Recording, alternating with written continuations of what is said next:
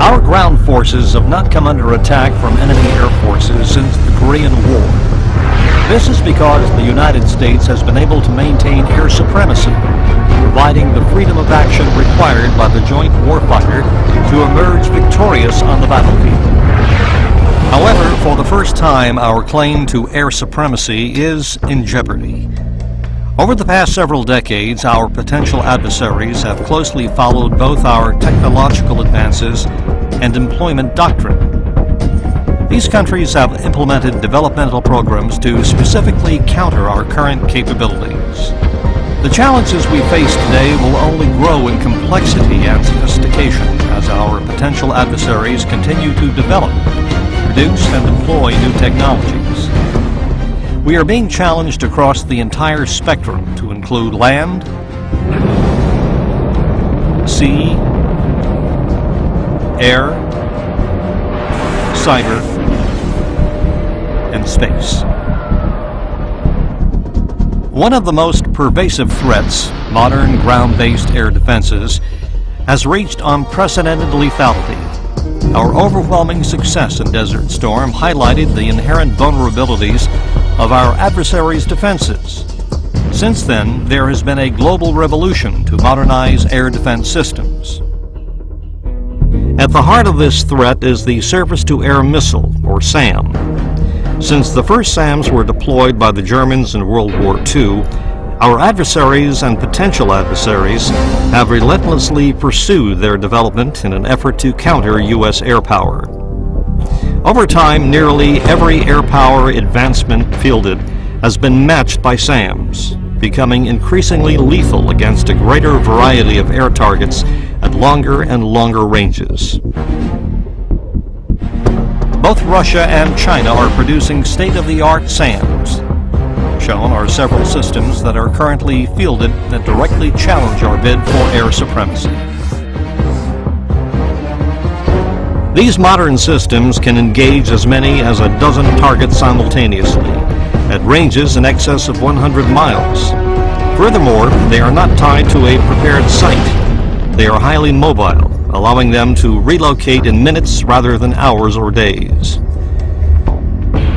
To illustrate the dynamics of the SAM threat, here is the threat ring posed by a Vietnam-era SA-2 SAM.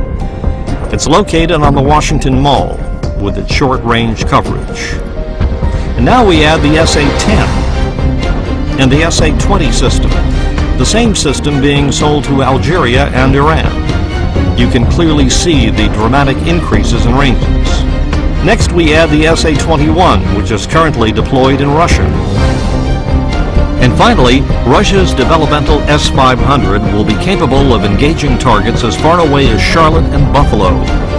Senior Russian military officials have claimed this revolutionary aerospace defense system moves ahead of their potential enemies by 15 to 20 years. The system should be fielded by 2015. As you can see, these systems are being proliferated globally in battalion strength, and we expect this trend to continue. The proliferation of these lethal double-digit SAMs is currently one of the most significant challenges we face. Some of these systems could show up close to home. If Venezuela acquires an advanced SAM in the near future, they will be able to challenge our ability to conduct peaceful logistics and ISR missions in the region. The Taiwan Strait is an excellent example of the impact of air defense modernization. In 2000, China had only a handful of legacy SAM systems deployed opposite Taiwan, offering limited coverage and allowing freedom of movement along most of the coastline. Over the past few years, China has been steadily deploying modern SAM systems. You can see the significant change in coverage. The air defense threat is not restricted to land. The same systems are being deployed on board their ships, extending their air defense umbrella well over Taiwan. Looking at today's notional Chinese air defense umbrella on the Strait, it is redundant, extensive, and survivable, creating an environment that would be extremely difficult, if not impossible, for fourth-generation fighters to penetrate or defeat. Moving on to the air threat, the production and proliferation of advanced fighters provides capabilities equal to or surpassing our legacy fighters. There are several advanced European fighters currently being fielded. Griffin, Fail, Typhoon, that are very competitive with our legacy F-15s, and in some areas they are technologically superior. These fighters are being marketed worldwide and could be sold to a future adversary. Our potential adversaries are making equally significant strides in fielding the latest technologies. One only has to look at the trend in aircraft development over the past several decades to see where our legacy systems are being overtaken. Said another way, 20 years ago our qualitative edge was matched with the appearance of the Russian Su-27 flanker. Today our legacy fighters are being outmatched by the latest Russian and Chinese fighters. As you can clearly see, there is basically no distinct fourth-generation advantage we hold. Russia is at the forefront of advanced fighter technology development. China is also rapidly moving forward with significant aerospace developments based on improvements to existing foreign technologies. Both countries continue to push the envelope, fielding fifth-generation technologies. Both Russia and China are ready and willing to export these fighters to anyone willing to pay for them. You can clearly see the extent of the proliferation problem. It will only get worse. One can easily see how these fighters are closing the gap in terms of capabilities. Over time, their advantage will continue to overtake ours as more advanced technologies are fielded. The heart and soul of these fighters is their radar. They are modern pulse Doppler, look-down, shoot-down systems with anti-jamming features. They can simultaneously track at least 10 targets and engage 4 with advanced missiles.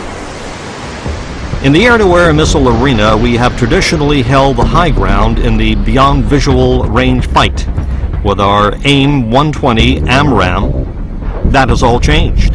China has fielded an AMRAAM-class missile of their own, designated PL-12. Russia is also fielding similar missiles.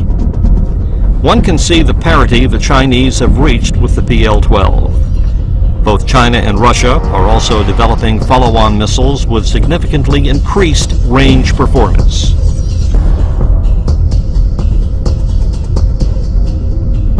They are outpacing us in the missile arena and can directly challenge our AMRAAM superiority. Enhancing our adversaries' first-shot capability is their rapid integration of modern jammers, specifically digital radio frequency memory, or DRFM-based jammers. These jammers can capture and replicate, at high speed, our air intercept radars. It can return a false signal, leaving our fighters blind at the most critical moment of the fight. Again, both Russia and China are fielding DRFM systems that can deny any first launch capability. Bottom line, the size of the stick no longer matters. This technology has shifted the first shot advantage into the adversary's court. Some of these fighters are equipped with very advanced Russian engines that incorporate thrust vectoring technology. This technology provides significant and dynamic maneuverability and turning capability. The F-15C is no longer the world's premier air superiority fighter. No matter how you look at it, Russian and Chinese advanced flanker variants have achieved parity or surpassed many of the Eagle's technological advantages. Additionally, China is developing an advanced flanker variant, designated J-15, that will form the nucleus of a carrier air wing. This new flanker variant recently conducted its maiden flight. They will probably also adapt the highly capable F-10 fighter for carrier operations. China's first carrier could attain initial operating capability as early as 2012. Such a capability can only enhance their regional dominance. The threat doesn't stop here. Russia will soon field its latest flanker variant, the Su-35, a very advanced fighter that will clearly help bridge the gap between their current 4th generation and future 5th generation fighters. The Su-35 will incorporate numerous fifth-generation fighter attributes such as advanced digital flight controls, sensor fusion, high-power jammer, ultra-long-range air-to-air missiles, and Super Cruise engines with thrust vector control. This fighter is being heavily marketed. We expect countries like Venezuela, China, and Libya to be targeted heavily as future customers. Our potential adversaries' fifth-generation fighters are here today. Russia's fighter is designated as the PAK-FA and is in active flight testing. The PAK-FA is being designed to fulfill the air superiority and deep precision strike. It is purposely designed to outperform the F-22 and F-35 and compete on the global markets. This advanced fighter is expected to be fielded by 2015. China's contender is called the XXJ. The Air Force's Deputy Commander, General He, stands firmly behind the program and is confident it will make its maiden flight by 2012 and become operational by 2018. Both of these fighters are specifically being designed to counter F-22 and F-35 capabilities. They will also likely be exported at prices that undercut the F-35. Future clients will be purchasing very advanced fighters with near F-22 capabilities in quantities rivaling F-35 production estimates. This clearly illustrates how both Russia and China are bridging the threat gap. With the PAK-FA and the XXJ, you can see how their developing fighter programs are challenging our fifth-generation fighter dominance. Technology is market-driven, which rapidly accelerates its accessibility to the global market. Russia's military resurgence and prosperous China, combined with two diverse and expansive aerospace industries, are rapidly closing any existing gaps our legacy fighters retain as their fighter production and proliferation continues. As you can see, our adversaries have never failed to meet the challenges to their air power that we present them with. Looking at other threats, arguably one of the most important challenges we face is the cyber threat. Russia and China, recognizing our vulnerabilities, are maturing dedicated and highly sophisticated programs to exploit and attack our military computer networks. We are absolutely dependent on these networks to control and direct our force in peacetime and wartime. Last but certainly not least is the issue of space superiority. For the first time, the U.S. is no longer uncontested for control of space. In January 2007, China shocked the world by destroying a low Earth orbit target satellite with a ballistic missile-based interceptor. This event underscores that space is no longer a sanctuary for us.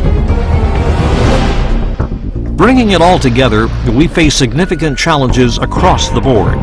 When taken in total, our potential adversaries can create a nearly impenetrable box that our legacy fighters cannot enter, thus denying us air supremacy.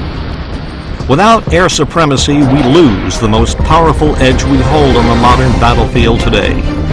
We can no longer operate with impunity against the very latest integrated threats. These challenges will only grow as our qualitative and quantitative edge continues to ebb. Remember, there is no prize